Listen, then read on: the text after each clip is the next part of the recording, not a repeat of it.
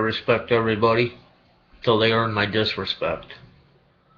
Lately I've been trying to expose a bunghole for the fraud that he is. There's been a few cases that have been going on. Orly Tates has been doggedly pursuing the misuse of a social security number that O'Bunghole had on his tax returns that he put online for all to see. It has come to light that this social security number was given to another man, Harrison J. Bonnell, who died, a long time ago. And this social security number was in use as late as 2009, connected to the address that O'Bunghole and his wife lived. His wife was intertwined in this social security number also, so it's pretty deep, and it's getting deeper. The emperor has no clothes. It's coming to light, and people are going to start to learn that they have been duped. The sheep are going to be woken up very abruptly, and they're not going to like being woke up like this. Sheriff Arpaio's team has finally put together a really detailed brief, and it's a court brief. It's for a court case, so it is put together very nicely, all of his evidence, and not only that, but he has actually recently gotten a expert of O'Bunghole's. He actually worked for O'Bunghole. He's a document expert. He is now saying that the piece of paper that O'Bunghole waved in the air, calling it his birth certificate and telling everybody to leave him alone because he's not going to discuss such foolishness after that, well, that piece of paper is a complete fraud. Complete fraud. There's no two ways about it. Every avenue that you take to prove that O'Bunghole is who he says he is leads you to a stone wall. His college records would have meted this out. He either filed as a foreign student looking for funds from the United States to go to school, or he was applying as a United States citizen looking for funds to go to college. And these are hidden. Very easy for him to release and let us know. He refuses. Other avenues, people were saying the newspaper, how could they make up these newspaper clippings about him? We can go right to the archives of the newspaper. But what they don't tell you is that when looked into this, the newspaper articles that are on microfilm, the only two microfilms that would have contained the information insofar as Bunghole's announcement, those two rolls of microfilm don't match the rest of the box or the set of boxes that are in that library archives. Have a look. Kind of funny, huh? Just those two rolls. They stand out because they're white against other black spools. And very curious, huh? Other avenues, as you go down and you start looking, every avenue that would have proven or disproven to, beyond a shadow of a doubt, has a shadow of a doubt in it. Everything. I've looked into this case for a very long time, for 5 years now. 5 years. The first thought that hits my mind before my feet hit the floor is that we have an illegal alien Muslim fraud in our White House. This thought actually crosses my mind every single morning. People think I have a bad attitude on life. This would give any patriot, anybody who is, cognizant of their politics in this country and their rights and what's happening, as far as financial, our stability, our strength in the world. If you care anything about these things, you pay attention, and I'm quite shocked that this has happened. I can't believe that the apathy of the average American let this happen. I have family and I have friends who argue to the teeth that there's no way that Obunghole could be this illegal alien Muslim fraud, as I call him. Well, I'm happy to show anybody the truth that wants to look. I look because I'm A, naturally curious. B, I happen to have just a higher IQ than the average man. It's only 130. It's nothing to brag about, but the fact is that it's slightly above the average man. Not only that, but I'm very curious. I want to know. And when things don't look right or they don't smell right, I'm not going to eat it. I'm not just going to swallow something that I don't think is right. If it's foul, I'm not going to put it, I'm not going to try and digest that. So I look into it. I look into things. When I look into it, I know that the President of the United States was inserted into our highest office by rampant, widespread voter fraud. Now, you couple that with the fact that we know, it's just a fact, 95% of African Americans voted for him because of his skin color. Now, I happen to know that anybody you talk to that was even white, all were saying they were so proud that they voted for the first black man for president. So they also voted for him because of his skin color. It could not have been for his accomplishments. He had none.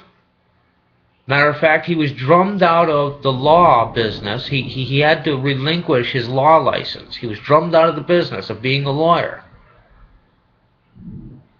The only record he had when he became senator and then ran for president was nothing. He didn't vote more than he voted on bills in the Senate when he was there. He had no record, and nobody knew who he was. And yet, because he was black, nobody wanted to question who he was, because immediately, right away, there's the race card to throw in there. And this is exactly what's happening right now. Holder, Obunghole, Napolitano, Valerie Jarrett, Susan Rice. This is a power structure that is put into place so that now, and we see the widespread, rampant fraud and abuse that is going on in our country. Patriot groups being targeted, anybody being targeted, period, by the government is an absolutely egregious crime on the American people. And we see this across the board. DHS, like I said, Napolitano, she just lets hundreds of illegal alien criminals, felons, out on our streets. She tried to cry sequester, and we all know that that's bullshit because sequester hadn't kicked in yet. Oh, it was because of the coming sequester? So instead of taking your time and going over and seeing, make sure, these people you're letting out aren't going to go out and just kill people? No, you just... This is across the board. This is across the board. Susan Rice, she lies to us. She comes out and she lies to us. Now, whether she did that knowingly or she found out after, right now at this point in time, she knows that she lied to us. But instead of coming out and telling us, instead of Obunghole letting her come out and tell the truth from the most transparent administration in history now, what does he do? He gives her a promotion. And this promotion, strategically, means that she cannot now, anymore, go before the Senate committee that's looking, or the congressional committee that's looking into Benghazi. They can't bring her back and ask her why she lied, who told her to lie, because her new position won't allow it. Sounds a little slimy to me. This is what we have. Apathetic Americans are letting this happen. What does it matter? What does it matter? We got to sign this bill into law to find out what's in it. Are you kidding me? Yes, when I went to the hospital to visit my husband at night, I carried a gun. But you can't. Remember Feinstein? How ignorant. These people, how elitist are these people? Did you vote these people in? If you did, you need to get on the phone. And you need to start telling these people what they're doing wrong. You need to tell them your point of view. Because it seems like they're just making it up for themselves. See, they can just make anything they want up if you don't call them and tell them your opinion. What they get is they get these people who are sitting at $1,000 plate dinner parties, fundraisers, and they hear what these people have to say. When's the last time you were able to afford a $1,000 a plate fundraiser so that you could rub elbows with dignitaries? I've never done it. So how do they know our opinion? You got to get on that phone, and you got to start calling, and you got to make it a daily occurrence. Every day, you need to call your representatives and start making sure they represent you. Because I don't believe this corrupt.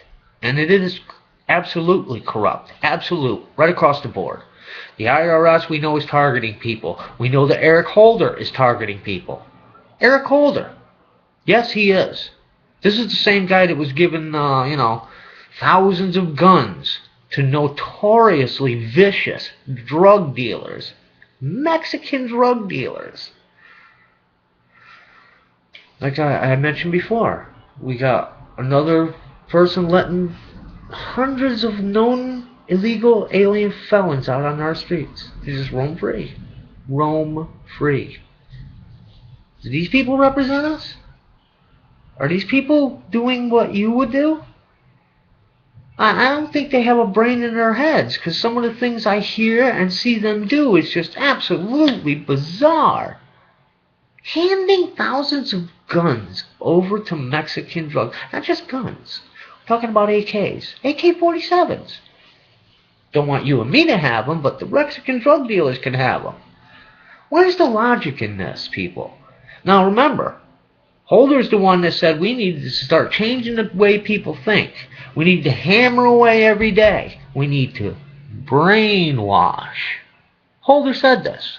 He needs to brainwash us about guns. Yeah, that's how they get the media involved. Speaking of the media, you need to find out who's married to who in the White House and the media outlets, CBS, NBC, MSNBC. There's connections to the White House that would scare you.